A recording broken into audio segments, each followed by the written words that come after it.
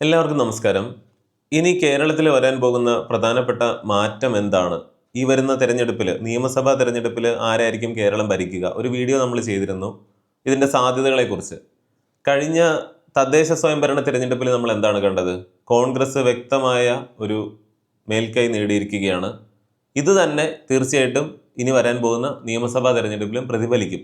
അങ്ങനെ UDF ആണിനി കേരളം ഭരിക്കാൻ പോകുന്നതെങ്കിൽ അതുകൊണ്ട് ഏറ്റവും വലിയ നേട്ടങ്ങൾ ഉണ്ടാക്കാൻ പോകുന്ന സമുദായം എന്ന് പറയുന്നത് കേരളത്തിലെ മുസ്ലിം സമുദായമാണ്. കാരണം UDFന്റെ അലയൻസ് എടുത്ത് നോക്കിയാൽ INC കഴിഞ്ഞാൽ IUML, ഇന്ത്യൻ യൂണിയൻ മുസ്ലിം ലീഗ് തന്നെയാണ് ഏറ്റവും പ്രധാനപ്പെട്ട ഒരു സഖ്യകക്ഷി എന്ന് പറയാം. കഴിഞ്ഞ തദ്ദേശ സ്വയംഭരണ തെരഞ്ഞെടുപ്പിൽ പോലും പ്രത്യേകിച്ച് മലപ്പുറത്തൊക്കെ എങ്ങനെയാണ് സീറ്റുകളെല്ലാം IUML തൂത്തുവാരിയത് എന്നൊക്കെ നമ്മൾ കണ്ടതാണ്. അതേസമയം തന്നെ കേരളത്തിലെ പല പ്രധാനപ്പെട്ട സ്ഥലത്തുമൊക്കെ BJPയുടെ സാന്നിധ്യം ഉണ്ടാവുകയും ചെയ്തു. ഇവിടെ ശ്രദ്ധിക്കേണ്ട ഒരു കാര്യം, കോൺഗ്രസിന് ഏറ്റവും കൂടുതൽ വോട്ട് കിട്ടാനുള്ള കാരണം എന്തായിരുന്നു? അത് പ്രതിപക്ഷത്തിരുന്നുകൊണ്ടുള്ള അവരുടെ വലിയ പെർഫോമൻസ് ഒന്നുമല്ല.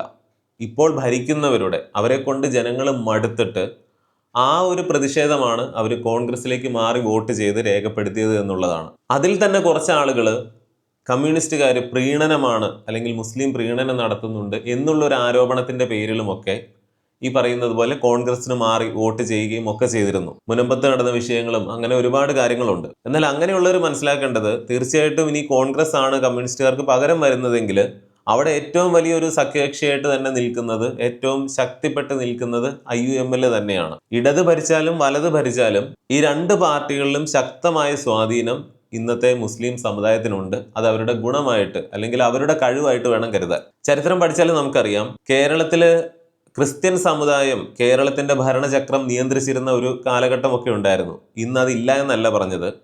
നമ്മുടെ കോൺഗ്രസിന്റെ പഴയ മുഖ്യമന്ത്രിമാരുടെ പേരുകൾ പോലും ശ്രദ്ധിക്കുക.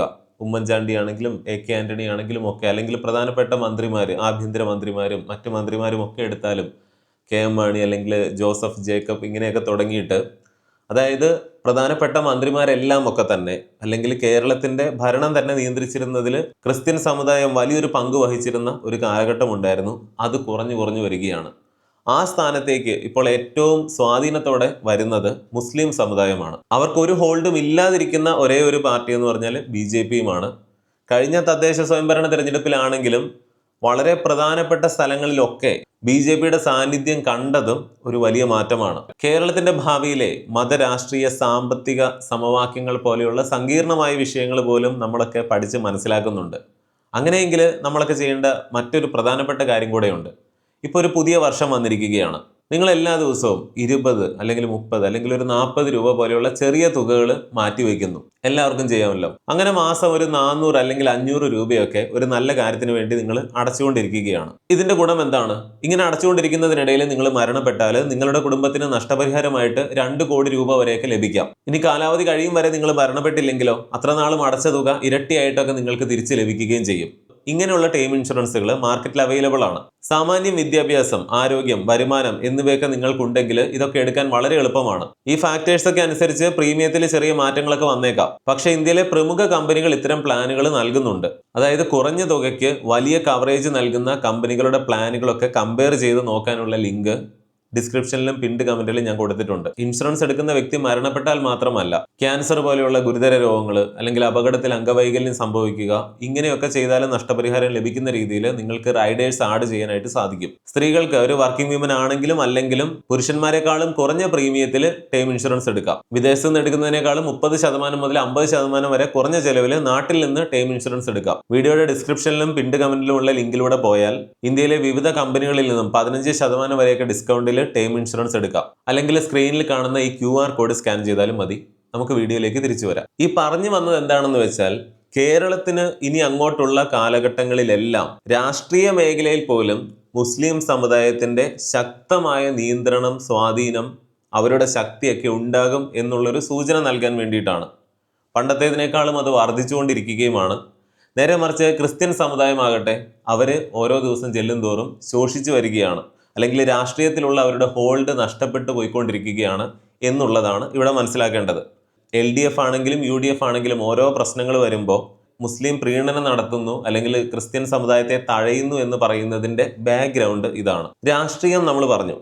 ഇനി ജനസംഖ്യ, പോപ്പുലേഷൻ ഒന്ന് എടുത്തു നോക്കുകയാണെങ്കിൽ ഇന്ന് കേരളത്തിൽ പകുതിയോളം പകുതിയിലധികം ഹിന്ദുക്കളാണ്. പിന്നീട് ഉള്ളത് മുസ്ലിംസ് ആണ്, ഒരു 27% എടുക്കുക. ഒരു 18% ക്രിസ്ത്യൻസ് ഉണ്ട്.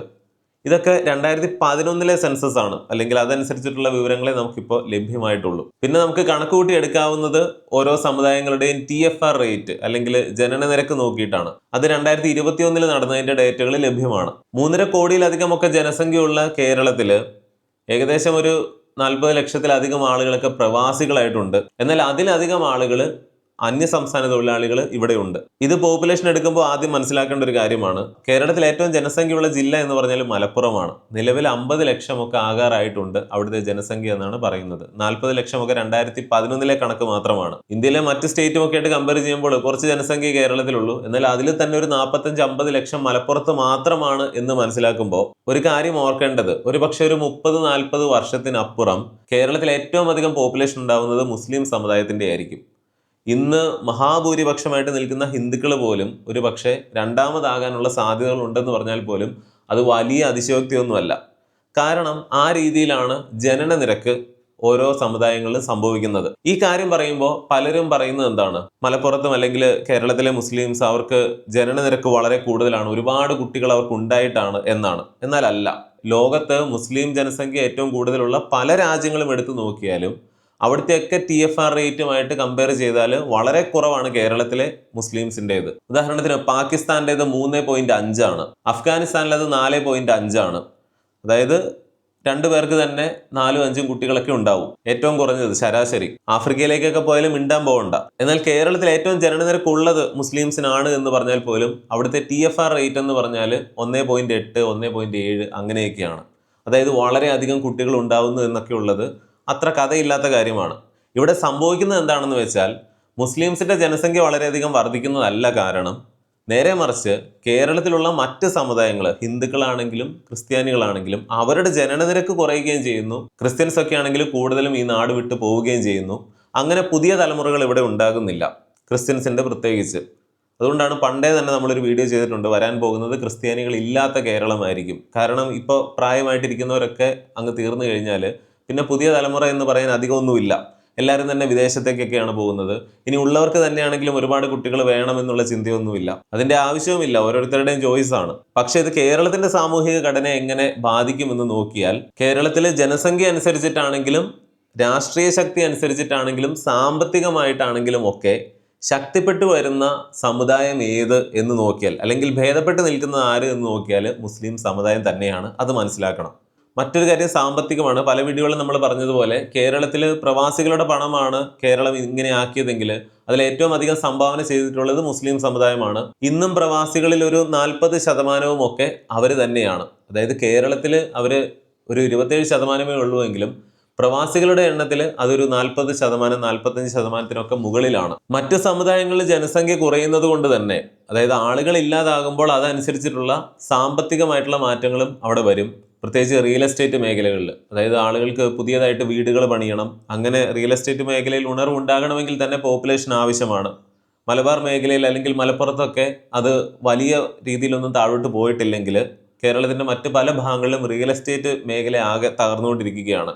പ്രധാനപ്പെട്ട സ്ഥലങ്ങളിലൊന്നും കുഴപ്പമില്ല, അതങ്ങനെ ഉണ്ടാവും. എന്നാൽ മൊത്തത്തിൽ നോക്കിയാൽ അത് ജനസംഖ്യയുമായിട്ട് നേരെ ബന്ധപ്പെട്ട് തന്നെയാണ് ഇരിക്കുന്നത്. ഗൾഫിൽ നിന്നുള്ള പണത്തിന്റെ ഒഴുക്ക് അത്ര അധികമായിട്ട് കുറയാത്തതും ഈ പറയുന്ന മലബാർ മേഖലയിലാണ്. കാരണം അവിടെയുള്ള മുസ്ലിംസ് ഭൂരിഭാഗം ഇപ്പോഴും ഗൾഫ് നാടുകളിൽ പ്രവാസികളായിട്ട് ജോലി ചെയ്യുന്നുണ്ട്. അപ്പോൾ ആ NRI പണം അങ്ങോട്ട് വരുന്നുണ്ട്, ജനസംഖ്യ ഉണ്ട്, റിയൽ എസ്റ്റേറ്റ് വാല്യൂ ഉണ്ട്, മാർക്കറ്റിന് അനക്കമുണ്ട് എന്ന് പറയാം. അതായത് സാമ്പത്തികമായിട്ട് ഉണർവുണ്ട്. മറ്റു ഭാഗങ്ങളിലോ, അതായത് ഹിന്ദുക്കളും ക്രിസ്ത്യാനികളും ഒക്കെ ഭൂരിപക്ഷമുള്ള സ്ഥലങ്ങളിലെല്ലാം നോക്കിയാൽ ഈ പറയുന്ന കാര്യങ്ങളെല്ലാം താഴേക്കാണ്. ക്രിസ്ത്യൻ സമുദായത്തിലുള്ളവരെല്ലാം വീടുകൾ തന്നെ കാലിയായി പോവുകയാണ്, അല്ലെങ്കിൽ അവിടെ പ്രായമായവരുടെ കാലശേഷം അവിടെ പിന്നെ ആരും ഉണ്ടാവില്ല എന്ന് പറയാം. കാട് പിടിച്ച് കിടക്കുന്ന ലക്ഷക്കണക്കിന് വരുന്ന വീടുകൾ, ഇതൊക്കെ വിശദമായിട്ട് നമ്മൾ വീഡിയോ ചെയ്തതാണ്. ഇങ്ങനെയുള്ള കേരളത്തിലെ ന്യൂനപക്ഷങ്ങൾക്ക് വേണ്ടി നൽകുന്ന സ്കോളർഷിപ്പുകളും സഹായങ്ങളും ഒക്കെ പലപ്പോഴും വലിയ കോമഡിയാണെന്നുള്ളതാണ്. ഇപ്പം ഞാനൊക്കെ +2 പഠിക്കുന്ന സമയത്ത് കടുത്തുരുത്തിയിലുള്ള ഒരു സ്കൂളിലായിരുന്നു. അവിടെ ഒരു 50 പേര് ഒരു ക്ലാസ്സിലുണ്ടെങ്കിൽ അതിലൊരു 48 പേരും ക്രിസ്ത്യാനികൾ തന്നെയായിരിക്കും. ഈ 48 പേർക്കും ന്യൂനപക്ഷ സ്കോളർഷിപ്പുകളൊക്കെ ലഭിക്കുന്നുണ്ടായിരുന്നു. അതായത് ആ ക്ലാസ്സിൽ 2 ഹിന്ദുക്കളെ ഉണ്ടാവുകയുള്ളൂ. അവർ ഭൂരിപക്ഷമാണ്, അവർക്ക് സ്കോളർഷിപ്പ് ഇല്ല. എന്നാൽ ആ സ്കൂളിലെ ഭൂരിപക്ഷം പിള്ളേർക്കും കിട്ടുന്നുണ്ട്, എല്ലാവരും ക്രിസ്ത്യൻസ് ആയതുകൊണ്ട്. അതായത് കോട്ടയം എന്ന് പറഞ്ഞാൽ ഏറ്റവും അധികം കേരളത്തിൽ ക്രിസ്ത്യാനികൾ ഉള്ള ജില്ലയാണ്. എന്നാൽ ഇതേ കാര്യം നിങ്ങൾ ഈ പറയുന്ന മലബാർ മേഖലയിലേക്ക് അല്ലെങ്കിൽ മലപ്പുറത്തൊന്ന് ചിന്തിച്ചു നോക്കുക. മലപ്പുറത്ത് ഒരു 50 ലക്ഷത്തോളം ഒക്കെ പോപ്പുലേഷൻ ഇപ്പോൾ ആയിട്ടുണ്ടെങ്കിൽ അതിലൊരു 70% മുസ്ലിംസ് തന്നെയാണ്. അതായത് എവിടെയും മുസ്ലിംസ് തന്നെയാണ്.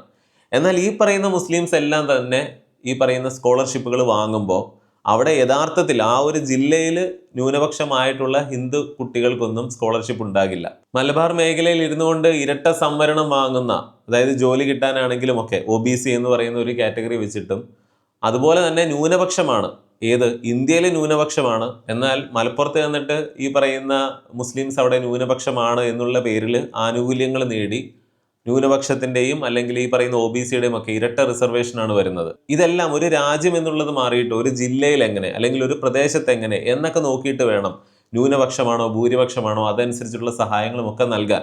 പ്രത്യേകിച്ച് സാമ്പത്തികമായിട്ട് അവർ എത്രമാത്രം ഇപ്പോൾ ഉന്നതിയിൽ എത്തിയിട്ടുണ്ട് എന്ന് നോക്കിയിട്ട് വേണം ഇനിയും ആനുകൂല്യങ്ങളും മറ്റുമൊക്കെ കൊടുക്കാനായിട്ട്. അത് ഹിന്ദു സമുദായത്തിലെ പല ജാതികളാണെങ്കിലും ഈ പറയുന്ന മുസ്ലിംസ് ആണെങ്കിലും ക്രിസ്ത്യാനികളാണെങ്കിലും. വീഡിയോയിൽ പറഞ്ഞ കാര്യങ്ങളെല്ലാം ലളിതമായിട്ട് നിങ്ങളൊന്ന് മനസ്സിലാക്കുകയാണെങ്കിൽ ഒരു കാര്യം വ്യക്തമാണ്. അതായത് സാമ്പത്തികമായിട്ടാണെങ്കിലും ജനസംഖ്യ അനുസരിച്ചിട്ടാണെങ്കിലും രാഷ്ട്രീയപരമായിട്ടാണെങ്കിലും ഒക്കെ കേരളത്തിൽ ഏറ്റവും അധികം നല്ലൊരു ഭാവി ഉള്ളതും അല്ലെങ്കിൽ ഏറ്റവും അധികം ശക്തിപ്പെടാൻ പോകുന്നതും ഏറ്റവും അധികം അഭിവൃദ്ധിപ്പെടാൻ പോകുന്നതുമായിട്ടുള്ള സമുദായം ഏത് എന്ന് ചോദിച്ചാൽ മുസ്ലിം സമുദായം തന്നെയാണ്.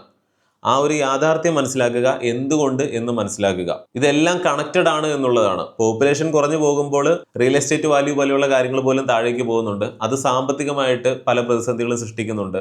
എന്നാൽ ഈ നാട് വിട്ട് എന്നേക്കുമായി മറ്റു രാജ്യങ്ങളിലേക്ക് പോകുന്നവരും ബാക്കി ഇവിടെയുള്ള സമുദായത്തെ ദുർബലപ്പെടുത്തുക തന്നെയാണ്. പ്രത്യേകിച്ച് ക്രിസ്ത്യൻസിന്റെ കാര്യം. സാമ്പത്തികമാണെങ്കിലും രാഷ്ട്രീയമാണെങ്കിലും ജനസംഖ്യ ആണെങ്കിലും ഇതെല്ലാം കണക്റ്റഡ് ആണ് എന്ന് കാണാം. മറ്റൊരു പ്രധാനപ്പെട്ട കാര്യം, ജനസംഖ്യ ഒരുപാട് കൂടുന്നത് കൊണ്ടോ രാഷ്ട്രീയത്തിൽ വലിയ കളികൾ കളിക്കുന്നത് കൊണ്ടോ ഒന്നുമല്ല, മറ്റ് സമുദായങ്ങൾ ദുർബലപ്പെടുന്നതും കേരളത്തിലെ മുസ്ലിം സമുദായത്തിന് കൂടുതൽ ശക്തിപ്പെടാനുള്ള സാഹചര്യങ്ങൾ ഒരുക്കുന്നുണ്ട്.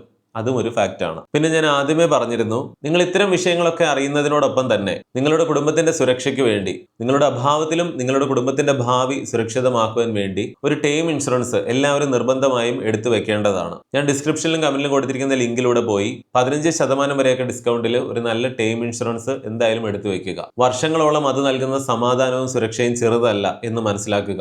അതല്ലെങ്കിൽ സ്ക്രീനിൽ കാണുന്ന ഈ QR കോഡ് സ്കാൻ ചെയ്താലും മതി. ഇന്നത്തെ വീഡിയോയെക്കുറിച്ചുള്ള നിങ്ങളുടെ എല്ലാ അഭിപ്രായങ്ങളും കമന്റിൽ അറിയിക്കണം. മറ്റൊരു വീഡിയോയിൽ വീണ്ടും വരാം. നന്ദി, നമസ്കാരം.